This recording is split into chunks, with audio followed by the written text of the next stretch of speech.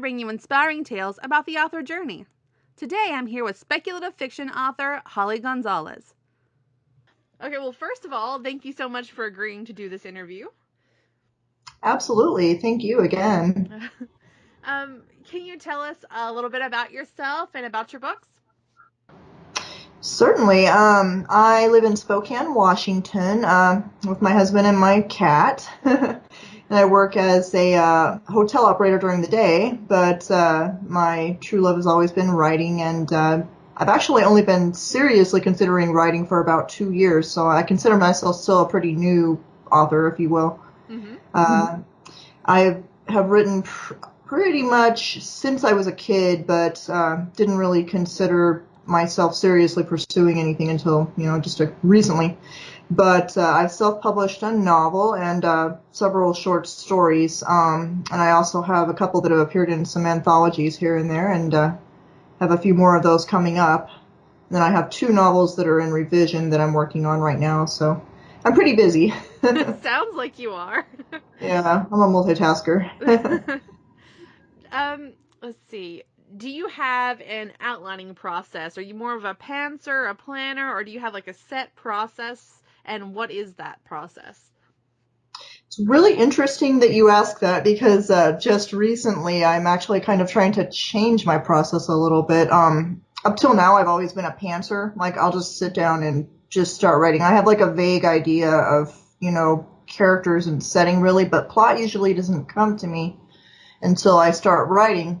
Mm-hmm. Uh, Recently I've got a story that I've started doing outlining for, and personally I hate outlines. I just have never been able to really do them well, and I never really follow them much anyway, so I didn't really consider it worthwhile. But I'm starting to re-examine that, and I've been laying down an outline for this story coming up, and it's really coming along well. It's a different process for sure, but it's kind of nice having that direction of knowing where to go. So I'm kind of seeing myself in a state of transition right now with that.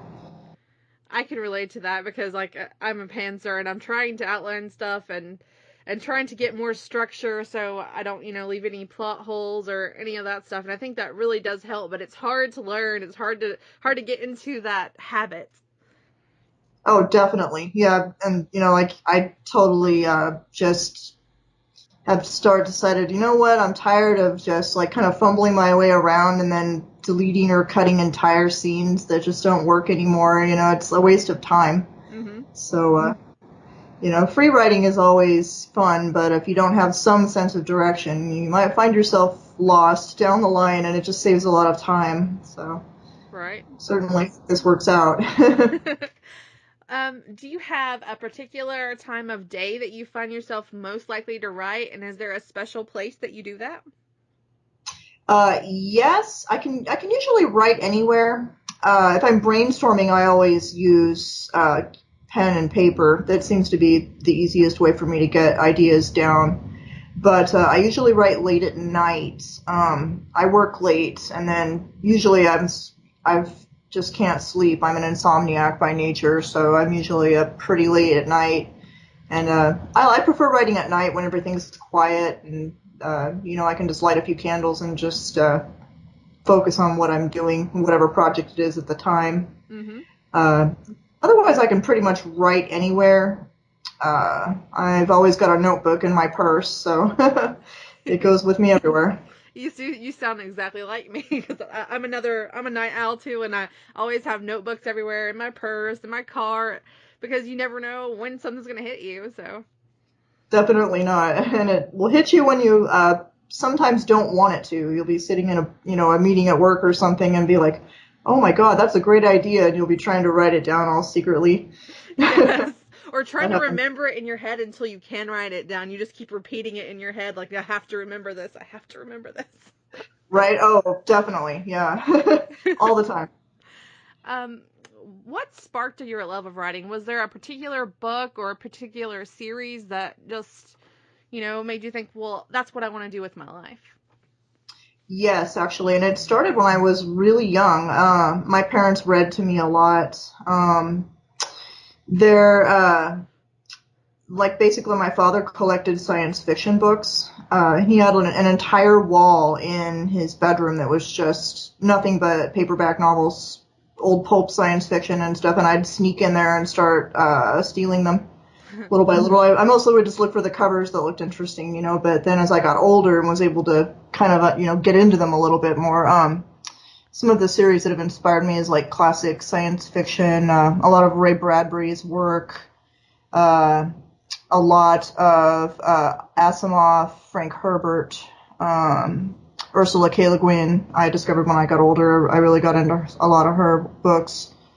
I'm mainly a science fiction and fantasy reader, and I guess that's pretty much what my work falls into as well. As most of my stories are, I just use the umbrella term of speculative fiction because I kind of hop all over the place. Right. Okay. But Let's see. What is your favorite type of character to write? Is there a certain character that just seems to always pop up in your stories, or like a trope that seems to pop up in your stories? there is. I usually tend to write characters that are pretty much just average people. That somehow manage to do like really, great things. I prefer characters that are they all seem to have a very giving nature. Even my villains, I don't know why, but they always seem to have more of a compassionate side. And even when I don't want them to, it's like I've tried to write like the truly evil villain, and somehow they always end up having something. I guess in their case it might be considered a flaw even. But Right. I've always had that pop up. So I guess all of my characters have big hearts under the terrible exteriors. I'd rather read about a character that's lots of shades of gray than pure evil anyway, so I think that's a good thing. Yeah, I agree fully. It's no one is truly good or evil in my opinion. It's definitely shades of gray. Mm-hmm. See, what advice would you give to new authors who might be struggling to get the courage to just say, "Hey, this is what I'm going to do with my life," and they're going to publish their first story? What kind of words of inspiration could you give them to give them the confidence to do that? Goodness, I guess that for me, I just came to the point where I realized I couldn't not write. So if that's the reason that somebody is trying to become a writer, then I definitely would say that you're on the right track. If you do it for fame or just to try and, get yourself out of a bad situation, that's probably not a good idea. Writing is definitely not an easy or even lucrative career, but definitely, if you're writing for yourself first, don't try to write to please people, I guess. Mm-hmm. Uh, Try to write for yourself first, even if it means you never show it to anyone at first. Wait until you're finished, and then look for someone who you feel would definitely, give you not the words you want to hear, but the words that you should hear. So I guess my advice would be write fast, write for yourself, and then look for somebody who's going to be honest with you. Definitely don't rush it. Take your time and make sure you get it down the way that you feel the story needs to be told. First and foremost, if you try to please people, you'll get stuck. Mm-hmm. So I agree with all of that. Especially the critiquing, getting someone who will critique you. I mean, you don't want somebody who's going to murder your story and tell you that you're a hack or anything like that, but you don't want somebody who's going to pat you on the head and go, "This is the best thing ever." So, yeah, exactly. So that's why I don't let my sister read my stuff until it's over, because she's one of those, "Oh, this is so great," and I'm like, "No, no, it's not, but thank you anyway."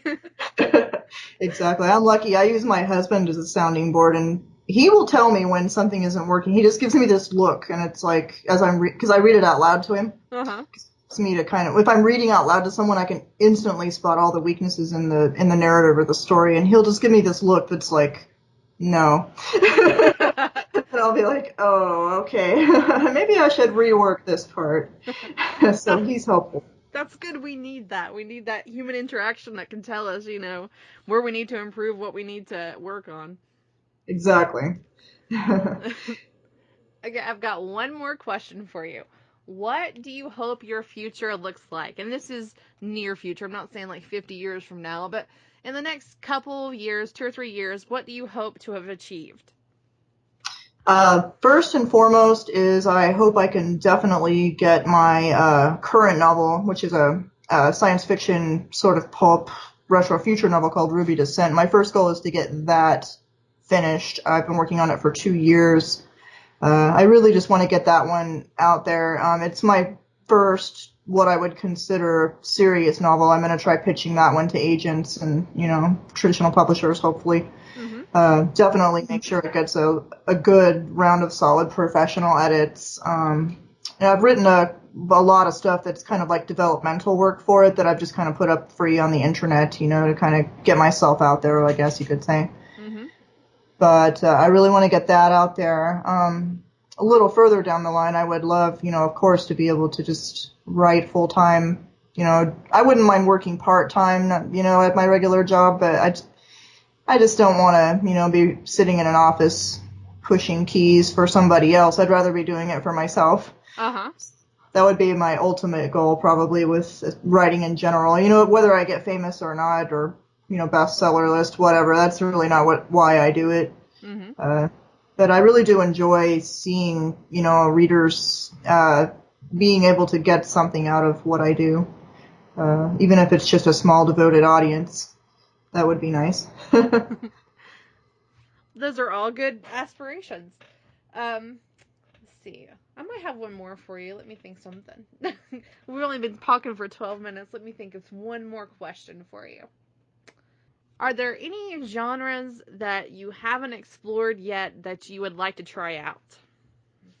There is, actually, and don't laugh, but romance, actually. I have tried written, a few romance novels here and there when I was a lot younger, and they all sucked. But it's just a genre that I, have enjoyed reading in the past. But there's just so much bad romance out there. I, pretty much stopped reading them, when I was young. Uh-huh. But lately, I've been kind of starting to rediscover it, and my thing is that I always love to kind of like push things and twist, genres around here and there. So I've actually considered starting a romance novel. I have a short story that is kind of like a springboard for it, and I'm curious to try it. It's a science fiction romance, which, there isn't a lot of that out there, and Uh-huh. from what I've seen, a lot of it just doesn't look very good. So I'm kind of hoping maybe I could put a spin on it. That sounds great. I like science fiction and I like fantasy.